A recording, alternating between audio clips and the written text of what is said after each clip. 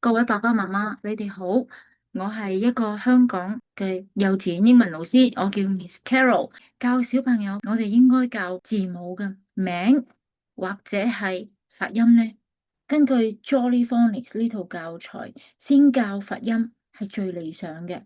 對母語係英文嘅小朋友嚟講呢，如果佢哋先學發音，以後學閱讀嘅時候，一見到啲字，就開始做 blending 噶啦。如果佢哋先學 letter name，佢哋就會比較冇咁順暢。我哋喺香港都係學字母嘅名開始，A、B、C、D 呢一啲就係字母嘅名啦。letter name，letter sounds 就係 A、B、K、D、F、G。letter name 同 letter sound 我都會同時教，佢哋要熟記每一個音。幾時可以教小朋友 blending 呢？我就覺得 K2 係最適合嘅時間。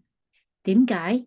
因為喺 K1 嘅時候，小朋友需要一啲時間去熟悉 A 至到 Z 佢嘅 letter name 同埋 letter sound。小朋友係要重複聽好多好多次，至會記得住嘅。仲有佢哋都需要足夠嘅時間去發展聽音，即係發音角色呢一個能力。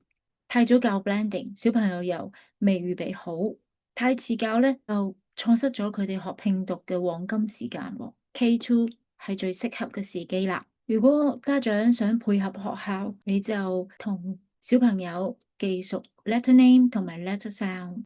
咁佢哋返到學校嘅時候，老師再同我哋溫習，佢哋就好容易上手，學閱讀就更加輕鬆啦。我哋要用耐性、時間，冇壓力嘅情景下記住呢啲發音。